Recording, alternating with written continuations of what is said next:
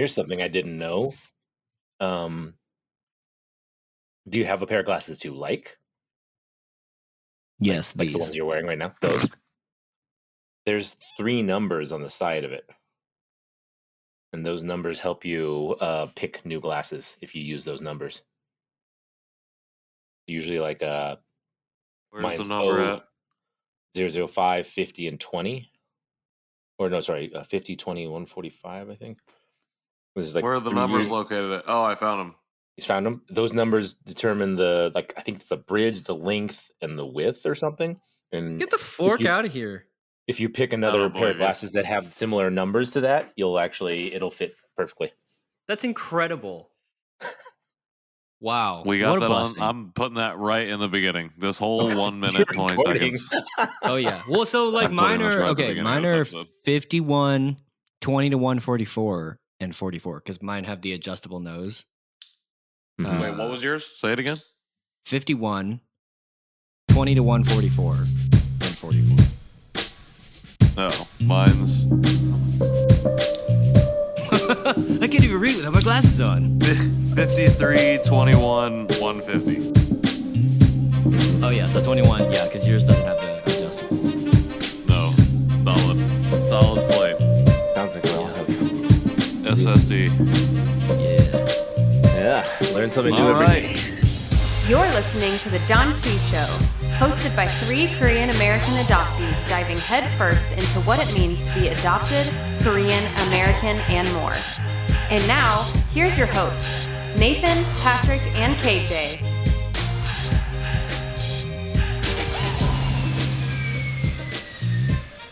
Hey everybody, welcome to the Janchi Show. I am Patrick Armstrong here with KJ Relke and Nathan Nowak. How are you fellas doing this fine morning, afternoon, evening?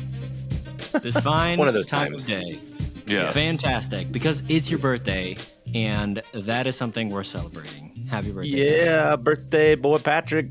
I'm not gonna sing to you because that's very long. That's true. But happy birthday! Remember that time we all sang for Jerry?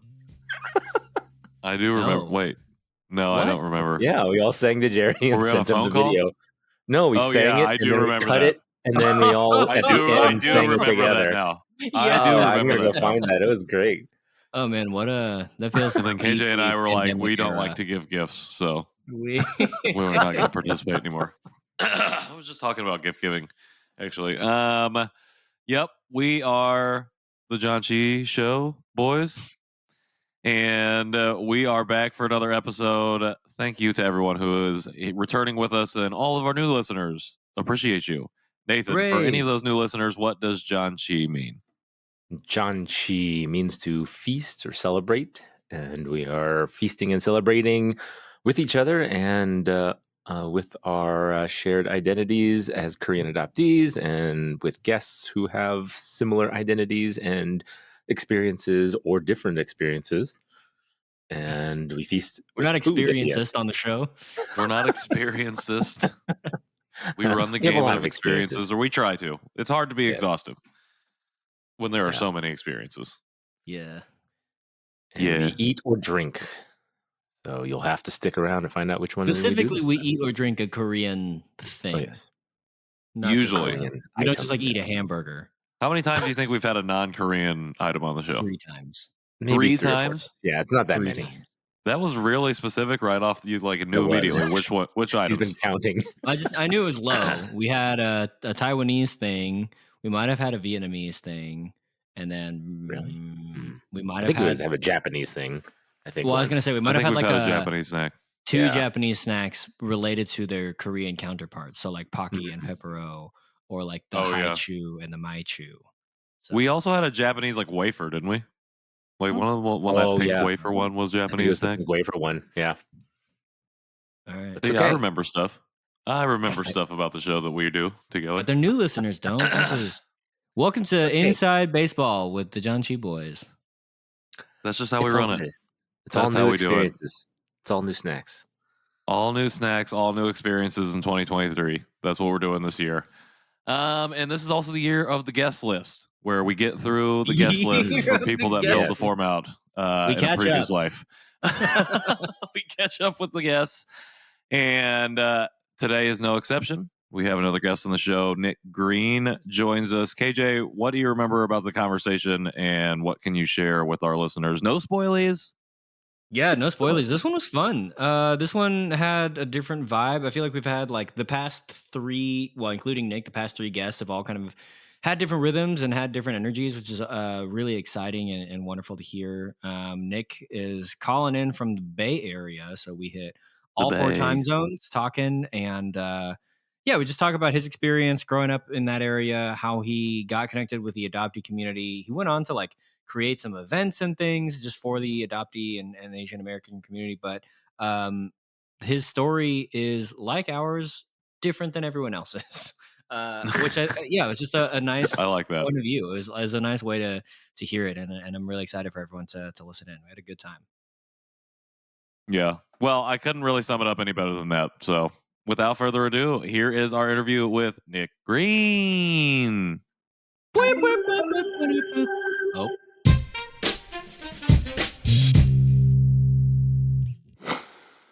Welcome back to the Janchi Show interview portion time. We are honored with the presence of our guest today. Not yet, Nick.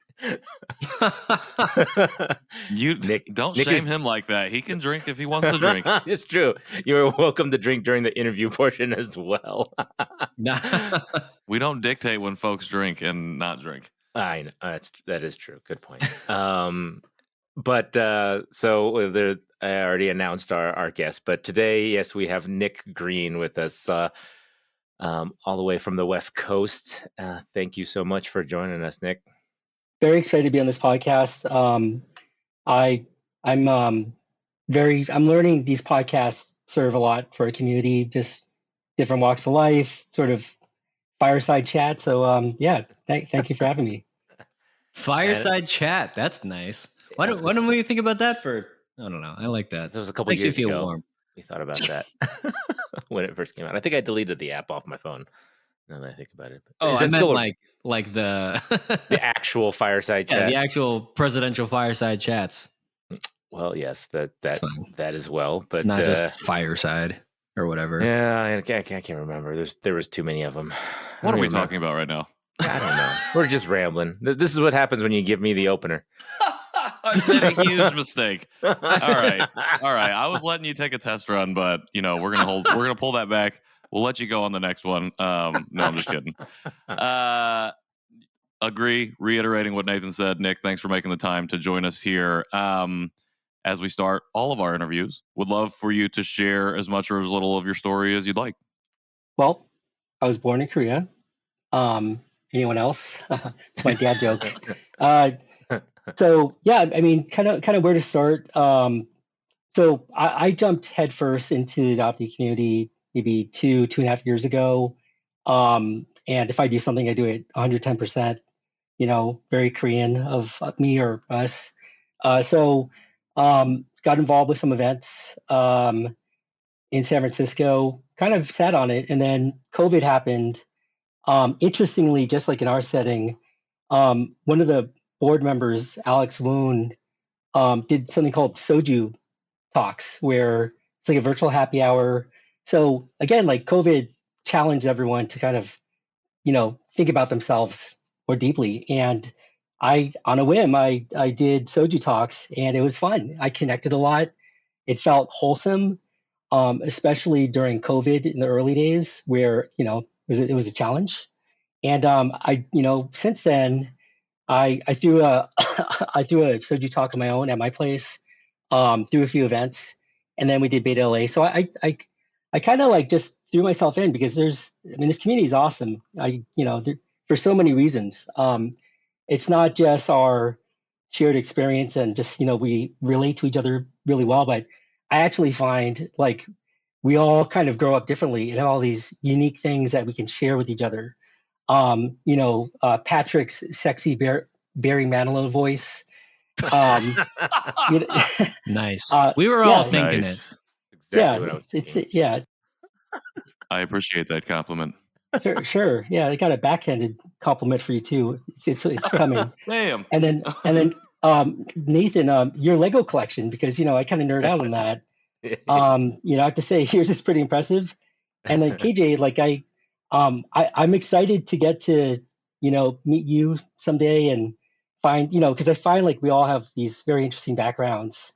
And you guys, I'm starting to listen more and more of the podcast, and it's fun. It sheds light on stuff and it keeps it light, which I appreciate very much.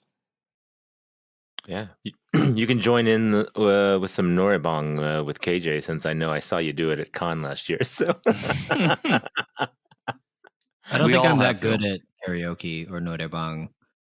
I think people assume that I would be, but I'm like, I don't like someone asked me, was like, hey, what's your karaoke song? I'm like, I don't have one. That's a hard question to answer. I don't know how to do that. They're like, no, what's your go-to? I'm like, I don't. Depends on the mood. I don't know. So, Nick, I resonate with your journey because, I think my start was also about 2.5 years ago. And like you, 110%, or maybe it's a Korean thing. I don't know. But definitely just all the way in, especially, or for me in particular, just, feeling like I have 30 years of making up to do.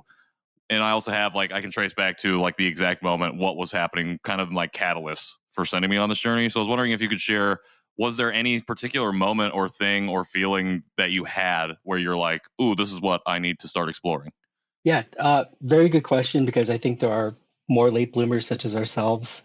So I like to reflect on it, and everyone has their own way of looking at it. So I did like a cat event 5-6 years ago. There was a French adoptee who now lives in Amsterdam that does jujitsu. And she was like, oh, there's other people like us. And I was like, okay, very curious. It took a lot of courage to go to that event. It was a potluck. It was like a job interview. I mean, I was like very nervous. But people are very welcoming. But the thing I want to bring up was I wasn't really truly interested. I wasn't really invested in taking the leap. And I kind of find that it's the Matrix analogy. It's like red pill, blue pill, where, we kind of go down this rabbit hole and get challenged and prompted with how much further we go. And, I find a lot of holistic things that serve me well and are fulfilling. And part of it might also be like my age. I'm 41. So there's a piece of it that's like, me, really, it's sort of like a second phase of like, who am I?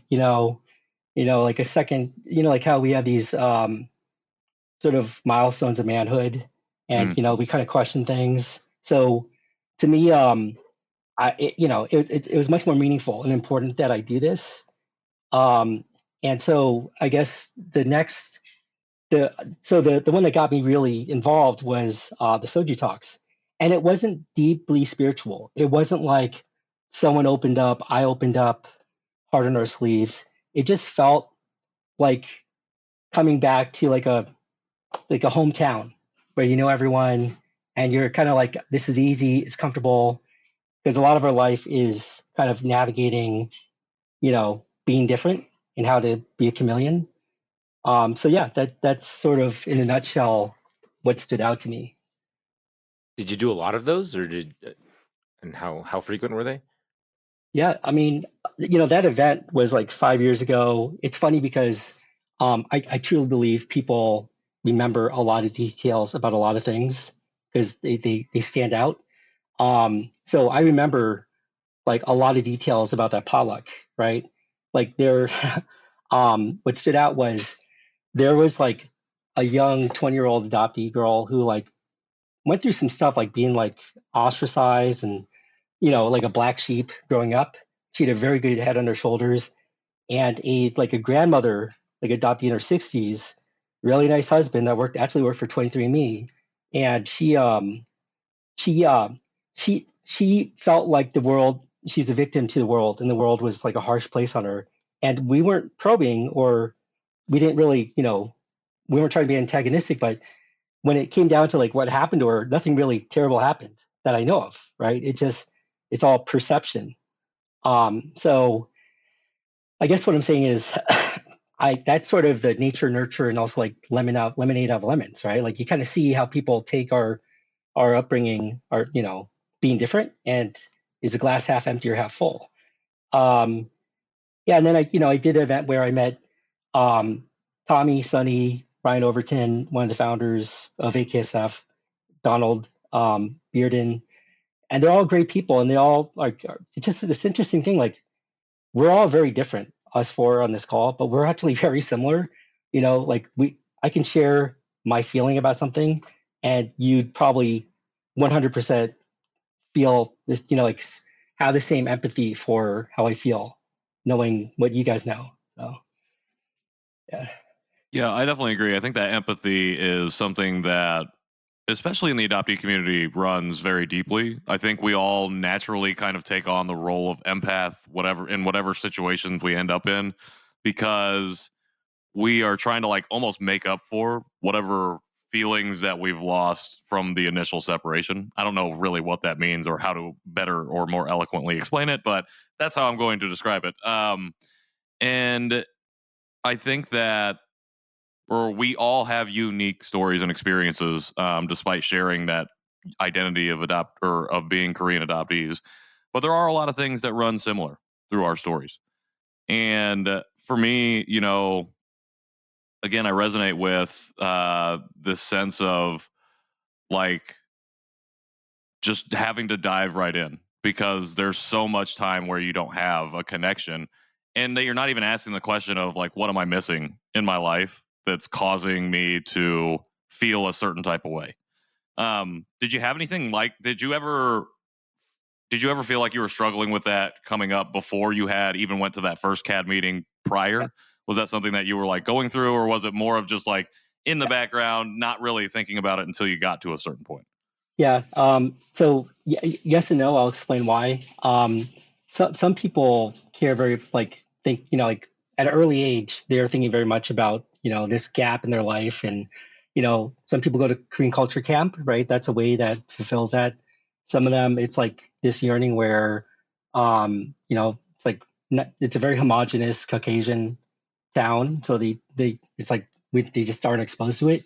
I'm not trying to itemize all those types of scenarios, but I studied Japanese in middle school, so there was I loved anime. So, and then they're rice rockets, so I did the import scene.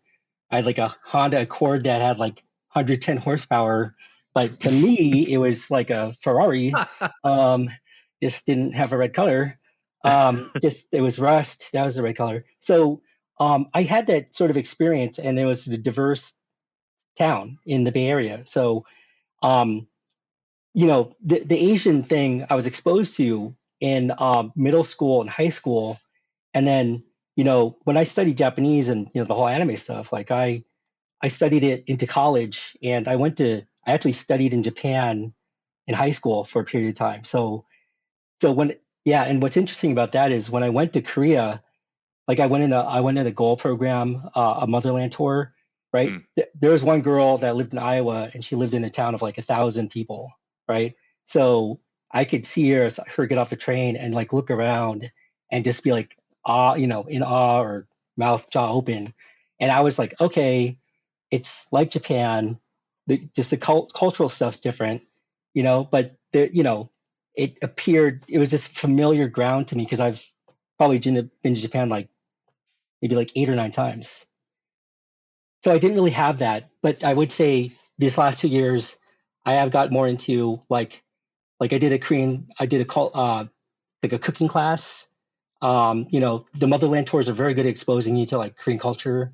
Mm-hmm. I'm actually doing a Korean level 1 Korean language class with me in Korea. So I'm playing the catch up right now, doing what I can, and I got a full-time job. So it's incremental. So you're busy. Yeah. You fit it in where you can get it in. Yeah. That's interesting. So I'm looking over your form. You talk about being in the Bay Area, middle school, high school, which is right around maybe a little after when you moved. And to me, that area is, like you said, is very diverse. But when I was up in San Francisco, I got to go to the Chinatown, whatever. And, and I'm thinking about kind of the demographic makeup of that area. When I go to LA, obviously I'm there usually for like a show related reason. So like we kind of try to go to Koreatowns, and then here in Dallas, there's like Koreatowns, but like the Bay Area with the Chinatown like that, I'm like, oh man, there's just like, there's that. And then you bring up like the Japanese influence and things like that. And I also watch a lot of anime, so I'm like taking in the same thing. And I know, like, you know, to your point of similarity, I was like, okay, so grammatically it's very similar. So like I'm like better at understanding Japanese because I've studied Korean or whatever. But do you ever feel like it's like, not like that you get it mixed up, but like, does having especially like those East Asian influences, does it make it hard, or like does it like change how you think about being Korean or entering into maybe like Asian Americana, you know, culture and stuff? Or is that just like, I don't know, I mean, it all is part of the what makes us us? Yeah, you know, that's another good prompt, because like, you know, I never really was like hardcore Korean. I was never really representing, you know, Japanese culture. You know, also San Francisco is like so diverse. You know, everyone wears different flavors of everything. Yeah, but you know, and I find that like, you know, yeah, no, it's a really good question. Okay, so I could find photos of it.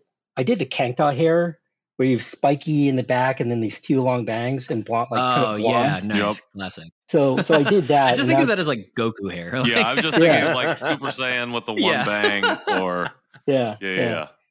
Good thing you're not recording this because I'm balding right now. So like, you know, oh look, I said it. For the listeners at home, he has a gorgeous head of hair. Full head of hair. It is the longest, thickest hair I've probably ever seen. Yeah, Michael Bolton. Yeah, what's that? Mane and tail. That's my jam. Yeah, plus for Koreans. Yeah, and so like, you know, I didn't really do too much on the, like, it's fun to talk and reflect because you guys can kind of like think of your past and like things that like, you know, remind you of like the past. Like I remember like when I was in college, I was talking to Chris Dietrich about this because he and I have opposite upbringings. Like I partied hardcore in high school, like blackout, and then college, I'm a neuroscience major. All I did was study. I didn't party like at all. And Chris was opposite. Like he just kind of like, you know, went wild, was really introverted. I bring that up because, you know, the Korean thing. So some frat tried to rush me pineapples, Pi Alpha Pi. It's predominantly Korean at UC. I went to UC Davis, and the funny thing is like a lot of like, you know, black shirt jeans, you know, like tough, you know, like plain, you know, like tie, you know, like the Korean rappers. And one of them like they kind of poached me, but I wasn't like looking, and they're like, oh, we could get you any girl you want. I was like, you can't. Like, yeah, but the funny thing is like that was sort of like reminded me that we have this sort of like young, kind of like arrogant, egotistical, you know, side. And I got in fights in school, so I even saw it come out. You know, we got temper. Like here we are, like, you know, we've come a long way, but I can reflect on how, you know, upbringing and influence, you know, kind of, yeah, that's my memories, right? Because other than that, I didn't really do too much on the Korean cultural side. You know, I just realized when you said that you went to UC Davis and you said you were 41, you were actually probably there at the same time my wife was. 2000 to 2004. Okay, yeah. She would have. I think she would have been there. Yeah, probably about that time. I just had this strong urge to be like, "Oh, did you know her?" And then I know. And that's like, well, go get her and ask. Oh, well, my friend is in. Like, maybe, you're Korean. My friend lives in Korea. You know another Asian girl? Yeah, crap. Yeah, she was always country line dancing at the grad, though. So I don't know if you ever went there. I know that place. Yeah. Oh, okay. Yeah, I was too Asian to go inside there. Yeah, know each other. No, I wouldn't go in there because countries like it back then. Oh, well, yeah, she was into, and there were a few other Asians she said there, but I know, Nick, you were really into martial arts, and you were saying jujitsu. Is that the specific art that you follow? I did breakdancing. Like, you know, we all take up different hobbies. So were you a b-boy? I was a b-boy. Yeah. Oh, totally. Yeah. I'm much heavier, so I don't want to wake up my neighbors downstairs when I dance, but yeah, like high school, college, I danced a ton.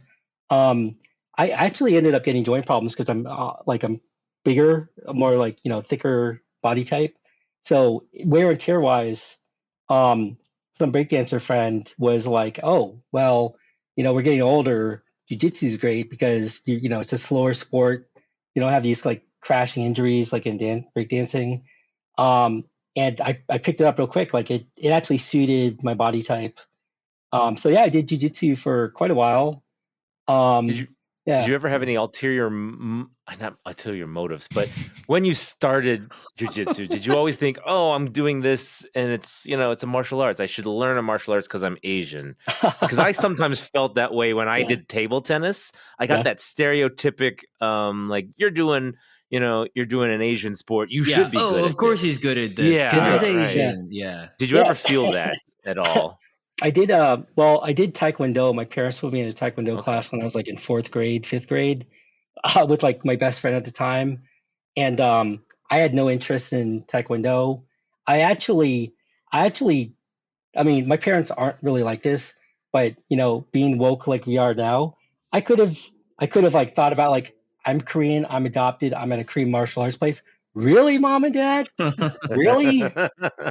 You trying to say something? But I just was young, so my friend and I goofed off all the time. So I guess ignorance is bliss because I was just pull my finger with my friend when they're like having us break boards. But I did that like 2 years and then didn't really do martial arts. Do you guys do Taekwondo? I mean, my son does. I did for a year because I felt like I needed to be properly Asian. And then I was like, I don't like this. It's a bunch of white people in my church. So yeah, I did karate for like maybe 2 years, but I did not care for it. I feel like I did like it, but I actually didn't like it when I look back on it. I'm like, I didn't like it. I only lasted like 3 months, I think. That was problematic. Well, but I think it's one of those things too. 3 months too. I think it's one of those things too. Like felt like a year. Like like Nathan, like you were talking about, you're like, oh no, I played ping pong, but I also felt like I was supposed to be good at ping pong because Asian, and I think that's like you talk about nature versus nurture, and my question with growing up in a diverse area and not like being Korean, but not really like leaning into that was just like, how do you see yourself now? Like one of the things that I wrestle with is like I take in a lot of Japanese content because I just like watching, anime. I like that like way of storytelling, whatever. I do listen to like Korean music and all these kinds of things. But I'm like, so I have this strong sense of like, all right, I am Korean, but I don't know like what it means to be Asian American. A lot of the Asian American culture that I take in is East Asia, so I'm like, I've got all these things and I've got this idea of like who I'm supposed to be, sort of, or like who people think I'm supposed to be, but I'm also like trying to work that out on my own. So at this point in your life and in your journey, what does that look like given kind of all of these different influences of quote unquote Asianness and Koreanness? Yeah, I mean, these are great talks because you're prompting me to think about things, and it kind of resonates more when you ask me about it, and when I was oblivious before. So, for example, like, yeah, I don't really know if I would say I'm really Asian, even though I like Asian things. Also, in this day and age, like anime is so popular. K-pop, like the whole K and like music industry, and like we're the bee's knees right now. I will say this, like the way I got brought up, like we never really had formal dinners. Like it was TV dinners, watch Star Trek Next Generation. That my family's super informal. There's like dirt tracks into the rug because we don't take off our shoes. So sort of upbringing wise, I had a Vietnamese friend that lived in South San Jose, like very Vietnamese family, where I think like I put my foot on, like we were watching TV, I put my foot on the coffee table, I think I cursed once, and his quiet Vietnamese mom was like, gave you that look. Yeah. And then you were like, I see that I've made a terrible error. Yeah, I was just like, front doors this way. I should just go.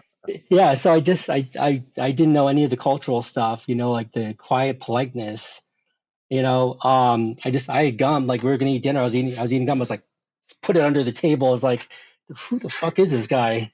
Oh, pardon my French. You know what I'm saying? Like, the mom's like, and he's like, he's adopted. Oh, and he gets passed. Oh, no. Yeah, because Like, I if was you saw his parents, it would all make sense. Like, It was just funny because like Asian culture, I could see the dichotomy. Like I'm sort of that wild, fun friend, right?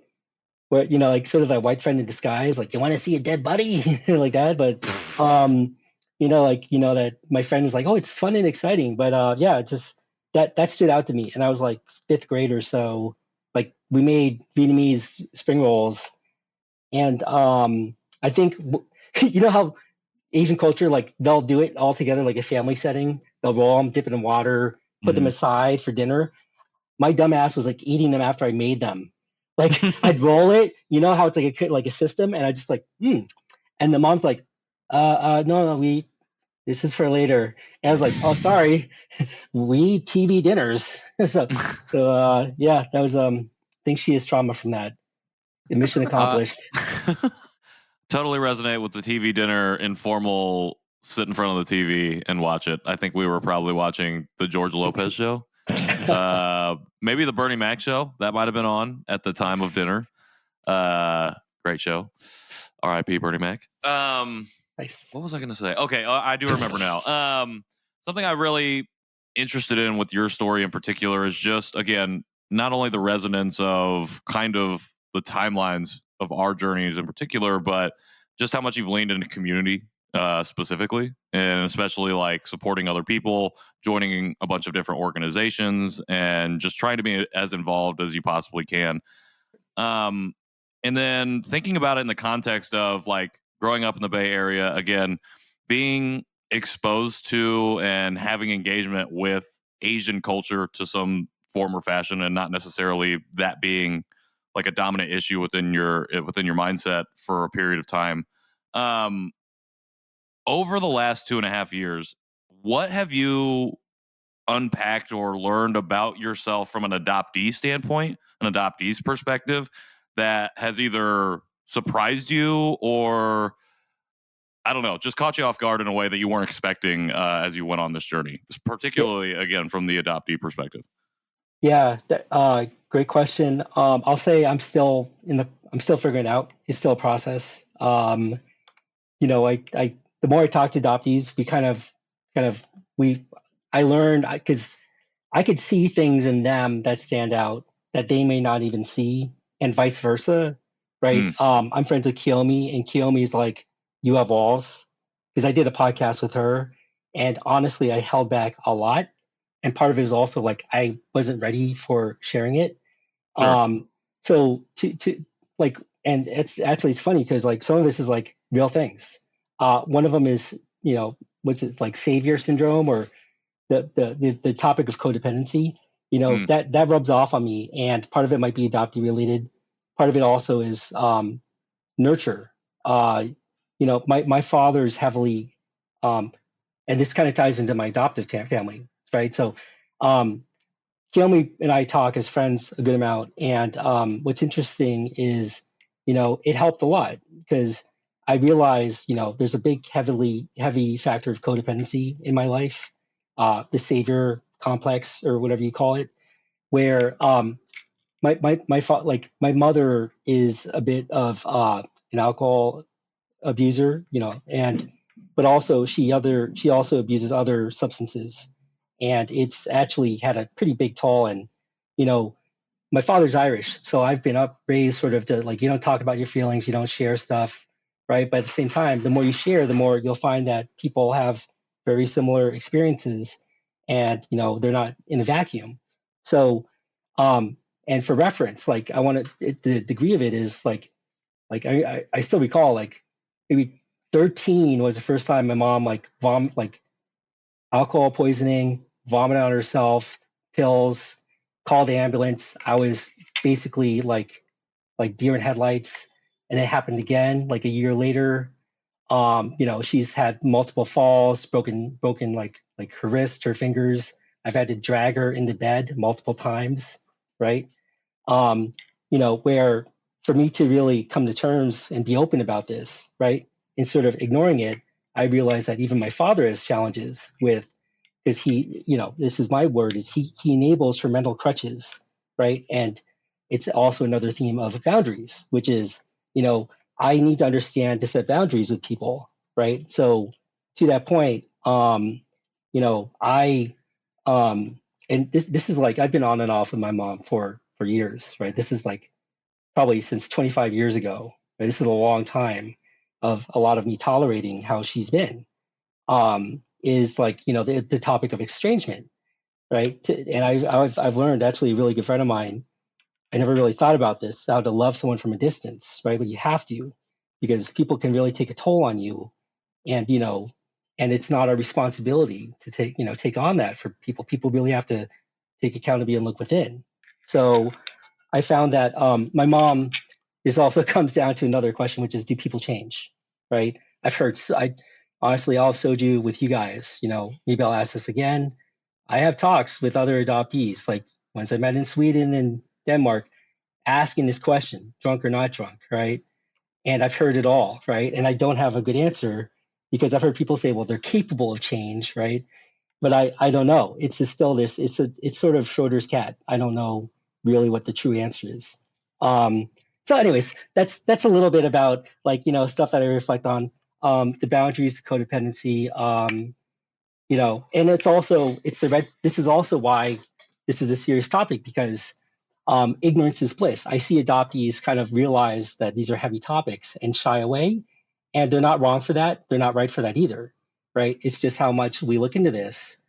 So I guess those are themes, and then there's a lot of great themes. Like I wouldn't be anywhere else. I find a lot of joy and value in this community.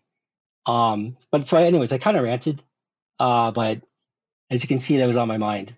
This is the adoptee rant show, I believe. This is where adoptees come to rant in fun ways. Well, yeah, and I think too, it's just about, wherever you are on the journey. And if that's the thing that's taking up your brain space right now, then let's talk about it. Because if it's taking up your brain space, we want to be a way to help people process that. And like you said, sharing that and talking about that as tough or as hard as it can be, I think ultimately does lead to good things. And ultimately is so important, not just for the person sharing it, but for those of us who have the privilege of hearing it, to be like, oh man, what does that mean for me? And how do I wrestle with those things? And even though I don't have maybe the same exact experience, I still have to wrestle with things about codependency or saviorism or those kinds of things. And yes, I think it's absolutely, it's a great thing to hear you talk about that. Agree. Opens the dialogue. Yeah. Mm-hmm. And that's one of the great things about the adoptee community that I like, is finding stories that are similar or different, or just people that you can talk to and kind of feel that you're not being judged if you talk about these things that you went through, or somebody that you want to talk about, just like a topic or something like that. These are all things I think that the community is very open and something that I love about it. I know you've really jumped into it, as you were saying. You help out with AKA SF, and I know you were at Con last year. And what other kinds of community things are you doing, and what kinds of things have you found as a benefit of those communities? Yeah, totally. Tommy Gensel, the president of ICAA, he told me he'd Venmo me an undisclosed amount of money if I'd say this. So ICAA, I'm now an ICAA rep. Tommy and I talk once in a while, and I think what's funny is I met him early on, and it's funny how we all touch each other's lives, and I think that these are very long-term friendships. And I could see it with veterans that have been here much longer than I've met some that, CAN conference, ICAA, it's reunions, right? It's people like, how are your kids? How, what you've been up to the last 3 years, and, these long-term friendships. So one is, so to answer your question, AKASF, been a board member for a year and a half, pretty good cohesive group. it's balanced too. We tend to do a variety of events, right? Like it could be stuff, legal stuff, mental health issues, documentaries, connecting people with each other. I became ICA rep maybe like half a year ago. Again, jumped in there. ICA is sort of like, it's funny because it's a big organization. It's been around a long time. There's a lot of countries, but it's like a lot of people still don't know what it is, or like there's still a lot of organizations that my qualm is that ICA. I want to see how people can interact more with ICA, because ICA puts stuff out there. They want to be a resource for the community, top down. But again, there's a lot to our community. It's almost like too much crowding. So I'm gonna go to ICA this July. Patrick, I think you're there. Gonna go. Word up. KJ, Nathan, hopefully you guys come there as well. I gotta get my passport sorted, but also probably not this year. Maybe next year, with or without ICA. So. Word. Heck yeah. Wow. Heck yeah. Dramatic piano. Dramatic piano. Smallest violin. Face. Yeah. But Korea's always going to be there. It was my first time going last year, and it was amazing. So I'm going to go there for a month this year. I'm also going to go to CAN conference. That was great. Nathan, I think that you had some sort of event, role with the event and, coordinating with it. I was pretty impressed, because I don't know how much you're involved with CAN, but I like how they do things. I compare notes a little bit in a good way, where, so I'm part of the creative arts program for ICA. And the funny thing is, we do proposals too, right? And I like how you guys had an info session where people could do Q&A, right, and get feedback from CAN. It's very interactive. You guys have a lot of channels for people to ask questions and participate. That I could take a good page out that book. So creative arts program, me and Kim Kaminsky are coordinating that. So just to tantalize a little bit, it might be on an island on the Han River, sort of like a festival style island. Interesting. Yeah. There's a lot of good acts, a lot of people that have some art exhibits. I'm plugging it, but it's going to be good. There's some art installations, poetry, writing workshops, comic books. Nikki Often is one of them. It's hard to remember everyone. AKA Dan got accepted. So he's going to do a new performance, hip hop performance. Nice. Oh, I hope it's a mixture of comedy and hip hop. Dan, if you're listening, comedy and hip hop, please. Dan, collab. Yeah. So, and also I'll throw this because you guys have good reach with your podcast. And this is actually recent. We were talking about this. We wanted to get more performers to highlight their talents, because we're going to have probably a very huge stage, auditorium stage for, that to happen. So I remember CAN conference, there was Midnight did the dance thing, the K-pop dance routine, interactive thing. There was a musician, right? So Jordan. I'd say, yeah, Jordan. Jordan. Yeah, if people have some stuff they want to do, informally, just reach out to me or ICA and let's talk. Let's get people out there. We got a lot of cool things in our life. Yeah, right on. Well, that's super exciting, and I am less than thrilled that I won't be going this year. I thought you were going to say considering maybe trying. But you immediately shot it down nah. I don't know. I'll pray about it. We're actually going to take a break, and when we come back, we're going to jump into an old favorite and continue the discussion. So here is that break right now. Beep, beep, beep, beep.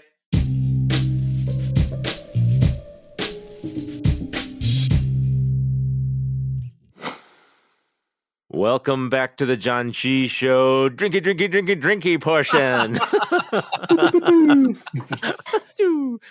We're having a good conversation here with Nick Greene, and we are going to jump into it still, but we wanted to take a break so that we could have a little libations and go from there. So we have done soju before. I believe it was our third episode. 3. Yeah. So But that was a long time ago, and we thought we would revisit it because we have probably learned a few things about it. We have different brands, and so yeah, we'll each talk about what we have, and then let's continue the conversation from there.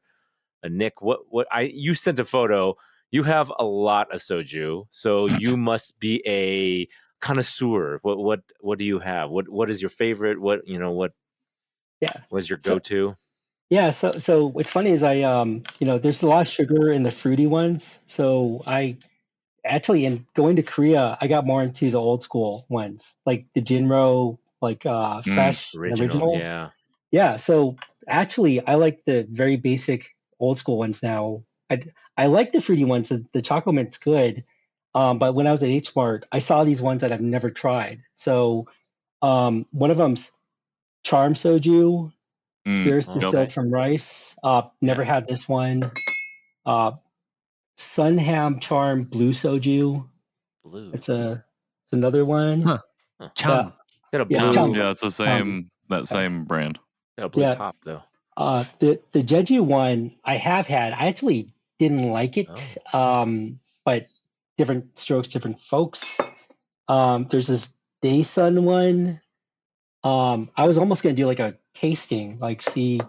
Just a flight. My man is out here all the soju. Yeah. Sorry. I'm here and for then it. this other one, the traditional, just says Andong Korean traditional soju. So yeah, I've seen that one too. Yeah. Interesting. Very traditional stuff. That's cool. Yeah, Charm Soju. So I'll try it right now. Bottoms up, I'm with you. I'm original flavor guy. I don't like. OG. I mean, I like stuff that's flavored, but Pat the OG. Yeah, but Patrick, you have something that I have never seen before. It's rabbit flavored. Yeah, so this is Soju Black by Toki. They started in. So I had this in Korea when I went in October, and we met the owner of this bar. They actually started in Brooklyn, I believe, in New York somewhere. I believe it was Brooklyn, and then ended up moving to or relocating to Seoul, their headquarters, to produce there because they were importing the ingredients to make the soju. So now they're making it there directly. Got to go to one of their bars. Really great stuff. Really amazing. Real strong. Gets you real drunk. Is it really strong? Like, I was gonna say, what's the percentage? Normal? No, is it it's more normal. like a vodka, or is it? It's the normal. Yeah. I don't know. There's numbers on here, but I can't read. So, is there anything like it's signaturely like known for? Like, there's like spices and oak or bits of rabbit tail. There might be. I think it's honestly in the way that they make it, but I am not. I was drinking a lot when he was explaining the process, and I do not want to. I do not want to slander the bar itself, the company itself, by disparaging the process and misrepresenting it. So, bottoms up. Well, I am going to. Oh man, I messed up. Woo! It's sake. Is that why? No, it's not even sake. So the mint chocolate, it's next to all the soju bottles, which I do have soju upstairs, so I can go around and get it. But it's not alcoholic. It's not soju. It actually says in English at the bottom, vodka with natural flavor added. Ugh. So this mint chocolate, I totally thought it was. I totally thought it was soju, because it looks exactly like one of the little bottles. It's like the Fireball. Vodka. I know Now I'm like, oh dang, I'm gonna be taking a shot of this by itself, and one of us will be much more far gone. Exactly. Nathan gets distracted by labels and things that look slightly different or potentially new that he's never tried before. Nathan's like, and I don't read the full label. He goes right to the. Oh, it is actually blue too. It's blue? It's the blue color. I thought it was the bottle that's blue, but it's actually the liquid that's blue. Is that your first time? Like fluoride. This is my first time. It's good. I've tried it. I know. I was gonna say it smells good, and I have reports from somebody else who's had it. I guess you have to like mint chocolate chip, and I guess. So who are you sending out to report back on this on the flavor? Long story. Oh, actually, okay. It's not as strong as like vodka. Like if this was like a 40% vodka, then I'd be. If that was made in Russia, it would be stronger. Yeah, no, this is only says 12.5%, but it is smoother than I expected it to be. and it's got a sweetness to it for sure. Is it smooth like butter? Yes. Like that does bring up my next question for Nick. Actually, it's a very important one too. You're welcome. Do I put butter on my biscuit or what? No. How do you feel about the BTS Lego set? I didn't know that they did that. Is it a military? I didn't either. Are they all dressed in military garb? Like no, it was released today. Korea? It's all the members, and they're in front of like this like disco donut cafe shop kind of thing.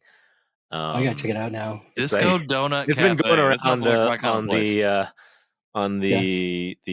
TikToks and the Instagrams, and everyone's talked about it when it first was released. But today was the day it came out. So, the day we're recording this, that is. Nathan, just admit it. You own it, and you've already built it. I see I Googled it. There's a BTK killer Lego set. It's just like a crime scene. No, just kidding. I went there. Like, what the heck? No, I'm just playing words. It's funny. You know what it reminds me of? Remember, do you guys watch like was it like Today Show or Conan or Jimmy Kimmel? Like BTS did a performance in downtown LA. Oh, like a live thing on the streets. Yeah. That's what this reminds me of. Yeah. It's pretty random. I from what I've heard of people talking about it, some kind of donut cafe. It's going to be the minifigures. Pretty much, people are just going to buy it for the minifigures, and maybe some of the BTS Army people want it. But they're going to have them sewn to their clothes, tattooed onto their bodies. Yeah, I don't think I'll. No shade to Army. Y'all are cool. No, that's fine. Each their own.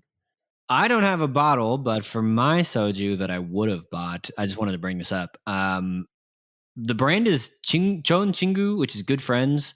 I think it's interesting because that's all that the H Marts carry or Zion Markets carry. Yeah, I saw that. But like the restaurants all have Jinro, so I don't know what up with that distribution there.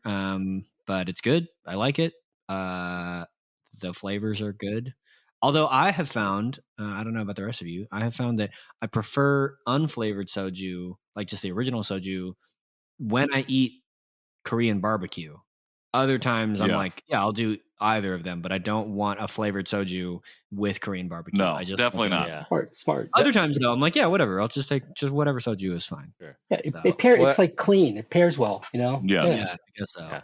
Well, last year for our live, we had the yogurt flavored. Oh yeah, that stuff was soju. good. That was actually really good. I've never actually had that before. I was pleasantly happy with that one. Nick, when we were talking earlier, you told me that you had actually had a gummy bear flavor of soju, and you said they were soaked or something. Explain that. This was in Korea. You know what? I'll find video or picture of it. It was from the Motherland tour.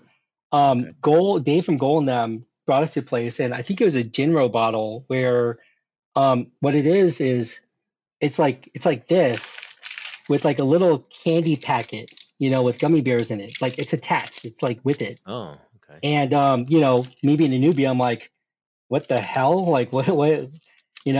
Is this like when you're drinking with your son or daughter? You're like, here you go, kids, go play with the waiter, But actually, so one of the volunteers from Goal was like, oh no. So what you do is like you do shots, you put the gummies in, you let it dissolve, and it's really good. Like it's probably like like I think a lot of us like the natural ones, So I tried it, and I actually saw Return to Seoul where I had gummies because I love candy. Like I love Haribos. So with that, Emily Shoemaker and some of the other board and people, like we were all drinking it, like watching the movie in the dark. We smuggled. Somebody smuggled in soju, not me. Just kidding. I don't know. I looked down and suddenly there was soju in my lap.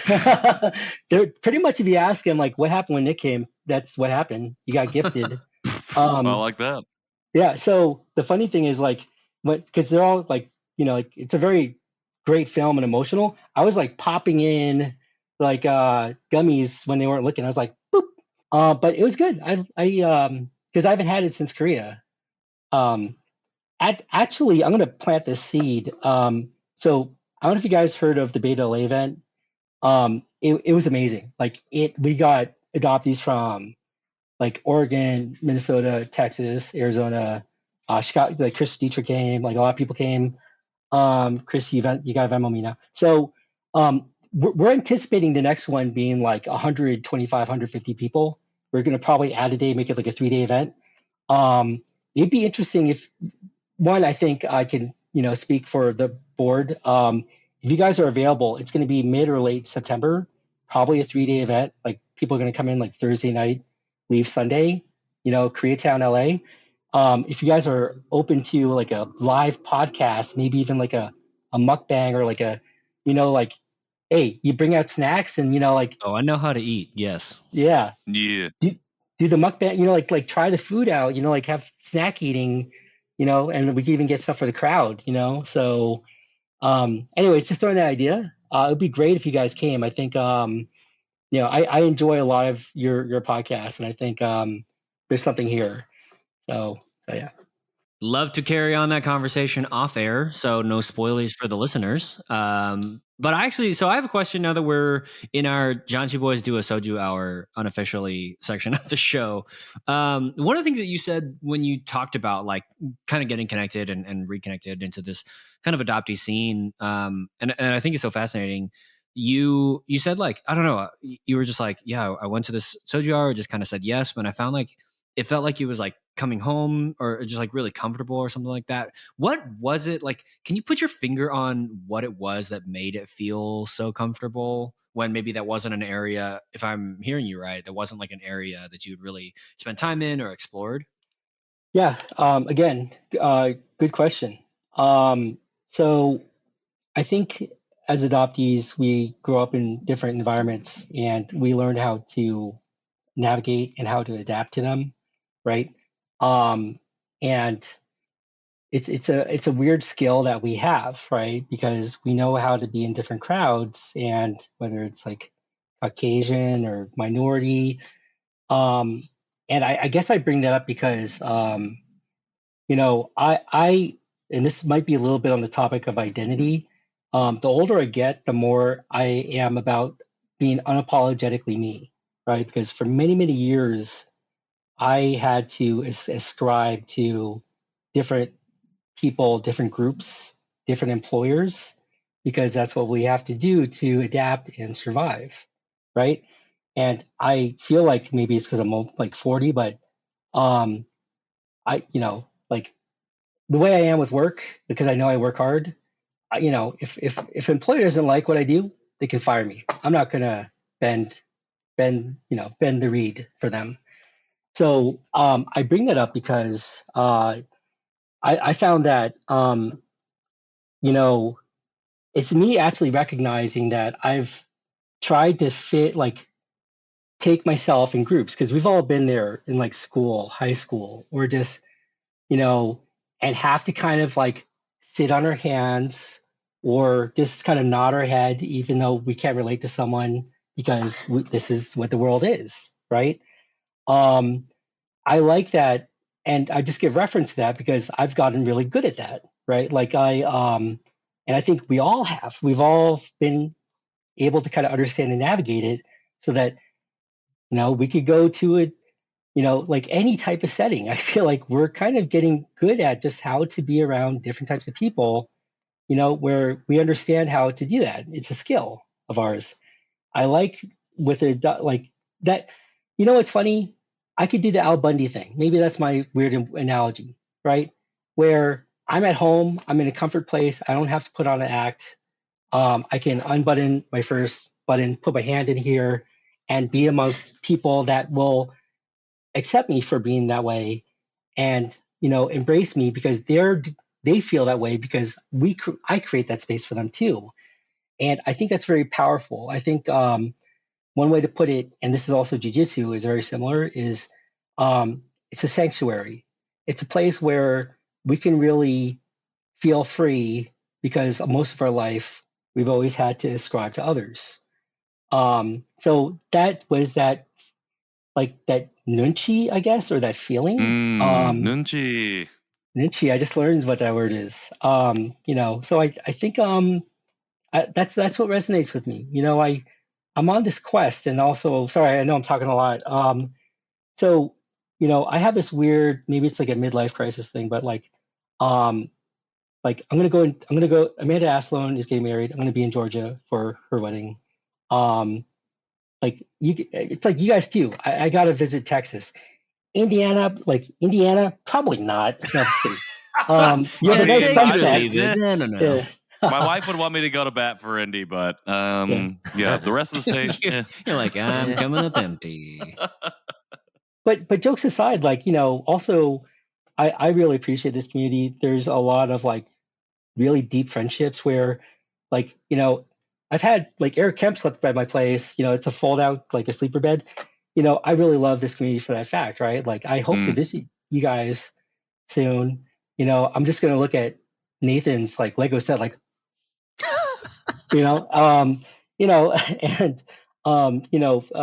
KJ, I'm pretty sure you're in Texas.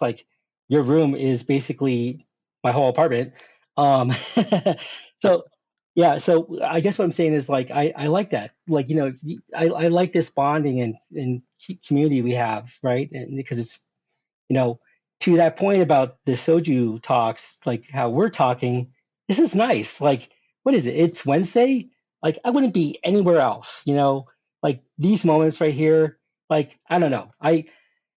I've had friends in my life, right? High school, college, whatever, and different types of friends, and they're good friends. I just feel I feel very at ease. I'm having a very good time, and I value it with you guys because to me, I understand how much meaningful it is. Even if we're drinking vodka together. But yeah, I just want to plant that seed. I hope that you guys come visit San Francisco. Because it's you guys are doing great stuff, and I feel we all it's a big journey. 100%. Definitely, I'll speak for my co-hosts and say that we appreciate that offer and these kind words. If we can make it out there, I personally want to make it out to the Bay. I've never been out there. I've been out to LA multiple times, lived in San Diego, never been to the Bay. So let's make it happen. On the destination list. September, that's around our 3-year anniversary as well. So, makes sense. There could be something there. San Francisco might have to fight with New York and Minnesota, though. That is true. We have had, I don't know if there's been promises made, but there have been lots of talks about where our next live show needs to be. But I just wanted to say, Nick, I really, resonating with a lot of things that you say, and especially here, closing it out, that power and validation is so palpable and profound, especially within this community. To be seen, to know that you can get into your Al Bundy and just be yourself, let your hair down, do your thing, and know that you don't have to justify or explain yourself or go out of your way to try and make that conversation and make it work, because everyone in that room has had a similar experience to you in the sense that they've had to navigate that conversation, and it feels good. I totally agree. I think the last 2.5 years have been a overall net positive, great time for me.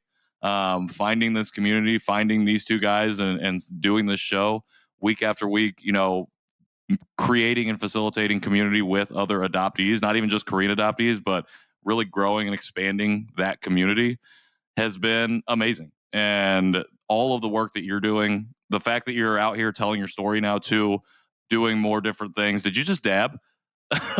And throw on some sweet glasses? All right, I'm coming to bed right now. Give me more admiration.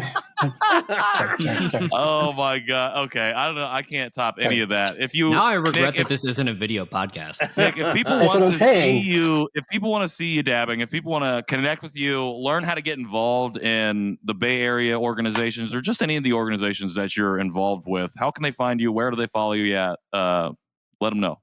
Yeah, so I have a huge statue of myself in North Korea, that they can see from west of. No, I'm just kidding. Yeah, so AKSF, we have a website. Okay, for me, my Instagram is Korean Bamba. Facebook, I'm on there, Nicholas Greene. Yeah. Nick, I was just going to say thank you again for giving us your time, for taking the time to share your story with us, and to relay all this information about the organizations you've been working with. What do we got here? What do we got for Nathan here? We got a bootleg.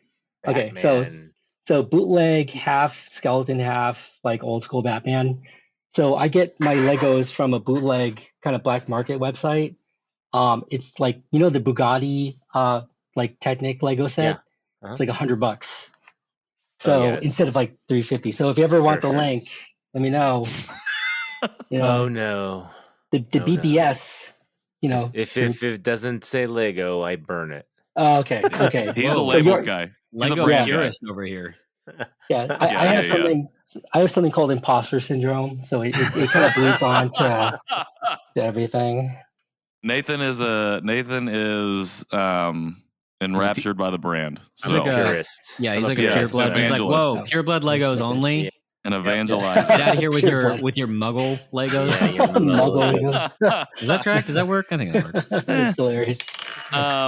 Well, again, Nick, thank you so much. If any of you listeners out here want to comment on any of the controversial things that Nick said about BTS, you can do that at any of his social medias that we'll link down here in the show notes. You can also write to us if you want. You can do that at Janchi Show on all the social medias. You can do it by email, janchishow@justlikemedia.com. You can also do it by phone, leaving us a voicemail at 972-677-8867.